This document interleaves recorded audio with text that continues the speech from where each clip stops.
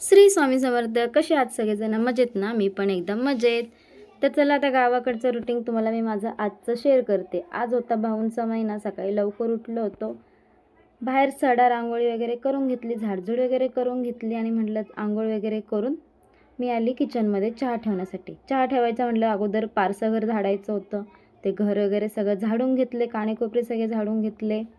Gas ओटा पुसावा म्हटलं, gas ओटा पुसून घेतला. रात्री तर असा पुसलेला होता, पण सकाळी पुसणं गरजेचं होतं कारण आमच्या घरामध्ये 1-2 उंदरं दिसले होते. तर म्हटलं आपल्या गॅसवर ते फिरले असतील तर गॅस ओटा वगैरे गॅस पुसून घेऊ. तर चहा ठेवायसाठी बघते तर काय साखरच नाही. म्हटलं चला जाऊन घेऊन येऊया. आता साखर घेण्यासाठी मला कुठे काही लांब जायचं नव्हतं कारण घरातच आमच्या दुकान आहे. दुकानात जाऊन बघते तर काय अर्शो इथे बघत बसला होता मोबाईल. झोपेतून उठला आणि लगेच मोबाईल घेऊन बसला कारण त्यांना तिथे माहिती आहे आई असते कामात, आपल्याला काय बोलणार नाही. मी साखर वगैरे घेतली आणि त्याला सांगतच होती की बाबा चल आंघोळीला. अर्शो उठ बर का, मोबाईल ठेव पहिले. उम्या सकाळी उठून पटकन आवरून तो हजर झाला त्याच्या ड्युटीवर म्हणजेच दुकानामध्ये. सकाळचा टाईम होता, त्याला प्यायचा होता गरमागरम चहा. मी आली माझ्या ड्युटीवर म्हणजेच किचनमध्ये. चहा बनवला सगळ्यांसाठी. प्रणितला म्हटलं दादाला चहा देऊन ये, नंतर तू घे. तो पण शहाण्या बाळासारखा केला दादाला चहा घेऊन. आम्ही सर्वांनी चहा वगैरे पिलो आणि मी लागली जेवण बनवायला. जेवणमध्ये काय बटाट्याची भाजी, खीर, चपाती आणि जे काल आणले होते स्वीट तेच. जाऊबाई इथे पीठ भिजवत होत्या. मी लगेच भाजीला फोडणी देऊन घेतली. भाजी झाली त्याच्यानंतर लगेच खिरीला फोडणी देऊन घेतली. खीर याच्यासाठी कारण आज आमच्या भाऊंचा होता 10वा महिना. मी तुम्हाला सांगितलंच होतं की आमच्या भाऊंना वारून 10 महिने झालेले आहेत. आणि घरामध्ये छोटा कार्यक्रम असो किंवा मोठा कार्यक्रम असो, पसारा हा राहतोच आणि काम देखील लांबतं. तसंच आमचं पण काम लांबलं होतं. कपडे धुवायचे बाकी होते, स्वयंपाकाचे भांडे पडलेले होते. तर म्हटलं चला आपण कपडे वगैरे धुवून घेऊ. आणि मी काल येताना हार आणायला विसरली होती. तर थोडा वेळ झाली होती पंचायत. नंतरला समजलं का गावामध्ये एक जणांनी फुलं लावलेले आहेत. तर मग सम्याला तिकडे पाठवलं. तो जाऊन तिथून फुलं वगैरे घेऊन आला. त्याच्यानंतर मी लागले इथे हार बनवायला. आता हार काय आता मी परफेक्ट नाही, जसा येईल तसा हार बनवला आणि भाऊंच्या फोटोंला घातला. भाऊंच्या फोटोपुढे मस्त अशी रांगोळी वगैरे काढली, दिवाबत्ती केली, भाऊंच्या फोटोंला हार घातला. सगळ्यांनी आम्ही दर्शनं घेतले भाऊंचे. जाऊबाई चपात्या बनवत होत्या. म्हटलं चला सासरे म्हणजे आमचे आप्पा काय करतायत ते जाऊन बघावा. जाऊन बघते तर काय आप्पांचं चालू होतं दळणं दळायचे. आमची घरचीच गिरणी हो, दुसरं काय. गिरायकांनी डबे ठेवून दिलेले होते, त्यांचं ते दळणं दळायचे चालू होते. प्रणितचे पप्पा करत होते इथं पोरांना बडबड कारण त्यांचं म्हणणं होतं का किती घाण झालेली आहे, तुम्हाला साफ करता आली नाही का. आता ते पोरं तरी काय काय करणार नाही का. प्रणितच्या पप्पांनी शेड सगळं झटकून घेतलं, पुसून घेतलं. त्याच्यानंतरला तिथे पाणी मारून घेतलं. मी तुम्हाला दाखवते आमच्या शेडमधल्या वस्तू किती पसार आहे नाही का. काय करणार, सामानच भरपूर आहे. तिथेच कुरकुरे वगैरे आणि शेड समोरच आहे आमचं छोटंसं दुकान. आता दुकान छोटं आहे पण सामान भरपूर आहे. कोणतं पण कस्टमर आल्यावर रिटर्न जाणार नाही याची खात्री आहे आमच्याकडे.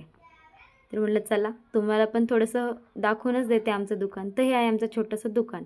घरामध्ये गेली, घरामध्ये बघते तर काय अर्शू प्रणित बिझी होते सौरभ जोशीचा ब्लॉग बघण्यासाठी. ते बघत होते TV आणि ते सम्या बिझी होता मोबाईलमध्ये. त्याला कळालंच नाही मी कधी आली.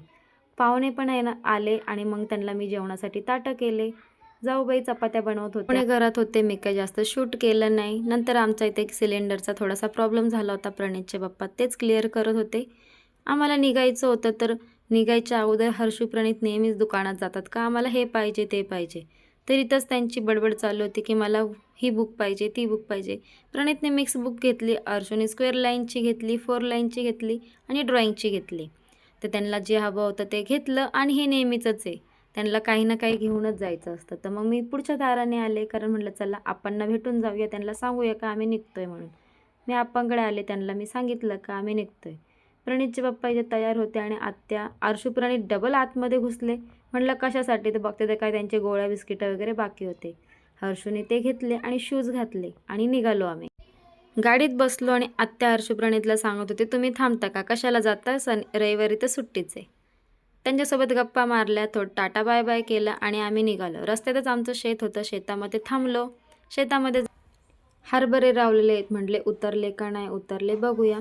तेच बघण्यासाठी आम्ही सगळे गेलो शेतामध्ये. आता जाण्यासाठी आमचा रस्ता थोडासा घाण आहे पण तरी पण गेलो. अर्शूला सांगत होती बाबा तू येऊ नको इथेच थांब, पण नाही, त्याला तर आमच्यापेक्षा जास्त घाई. तर म्हणे मला पण यायचं. आम्ही सगळेजण गेलो शेतामध्ये आणि बघत होतो हरभरा उतरला का नाही. आता हरभरा तर उतरला, पण मना असा नाही उतरला. बघू आता काय होतं काय नाही. हरभरा वगैरे उतरला की नाही ते बघितलं, थोडंसं शूट केलं. मक्का अजून काढायची तशीच पडलेली आहे, कारण पाऊस इतका होता की ती मक्काच वाळलेली नाही. निघालो, गाडीमध्ये बसायचंच का प्रणीतच्या पप्पांच्या डोक्यात आलं का हे दगड साईडला टाकून देऊ, नाही तर मग ही जी नळी आहे ती फुटून जाईल. तिघा बाप बेटे लटकले कामाला आणि लागले दगडं साईडला टाकायला. मी तर काही दगडं टाकले नाही बाबा, मी साईडला उभी राहून त्यांचं शूट केलं. येणाऱ्या जाणाऱ्यांना बघत बसली आणि तिघा बाप बेट्यांचे व्हिडिओ घेत होती. तिघा बाप बेट्यांनी सगळे दगडं उचलून एका साईडला टाकले, मोठे लहान. आता त्यांनी त्याच्या पप्पांनी तर मोठे दगडं उचलले, पण अर्शू पण काही कमी नाही. त्यांनी पण सगळे छोटे छोटे दगडं एक एक करून उचलले आणि टाकले साईडला. गाडीत येऊन बघतो तर काय हात धुवायला पाणीच नाही. नदीच्या साईडला थांबलो, तिथून थोडंसं प्रणीतच्या पप्पांनी पाणी आणलं, हातपाय धुतले आणि आम्ही निघालो. आता निघायला तर रस्त्यामध्ये तुम्हाला म्हटलं आमचं दुकान दाखवावा, पण ते पण बंद होतं. मग तिथे काय आम्ही थांबलोच नाही. अचानक प्रणीतचे पप्पा म्हटले का चला आपण जाऊया सोनूच्या घरी, म्हणजेच माझ्या मोठ्या नंदेच्या घरी. तर तिथं गेलो. सोनू घरी नव्हत्या, ताई देखील घरी नव्हत्या, फक्त सोनीच होती. सोनीला भेटलो, चहा पाणी घेतला. जास्त काही थांबलो नाही, थोडा वेळ थांबलो आणि आम्ही तिथून लगेच निघालो. आता बहिणीकडे गेलं म्हटल्यावर गप्पा शप्पा तर मारणारच नाही का. भरपूर साऱ्या गप्पा मारल्या आणि तिथून निघालो आम्ही परत बहिणीकडे. आता रस्त्यातच माझी अजून एक बहीण आहे, तिला देखील भेटून घेतलं. ही बघा गाडी. तिथे गेल्यानंतर मी काही शूट नाही केलं, पण तिथे बराच वेळ बसलो आम्ही आणि तसंच पुढे आला आम्ही मम्मीकडे. आता बहिणीकडे जायचं किंवा मम्मीने त्यांच्याकडे जायचं असं काही निश्चित नव्हतं, ठरलेलं नव्हतं, पण ते अचानक झालं. माहीत नाही प्रणीतच्या पप्पाच्या मनात काय आलं आणि ते आम्हाला सगळीकडे घेऊन फिरले. बोलले का चला आज तुम्हाला मी सगळ्यांनाच भेटवतो. अगच त्याची पण तब्येत बघायची होती, बरी आहे की नाही. मग त्याच्याकडे पण गेलो होतो. मम्मीकडे आलो, इथे थांबलो. बघतो तर काय शंभूला पहिले भेटली, लाईटच नव्हती. गप्पा मारायच्या नादामध्ये काही शूटच केलं नाही. चला आजचा व्हिडिओ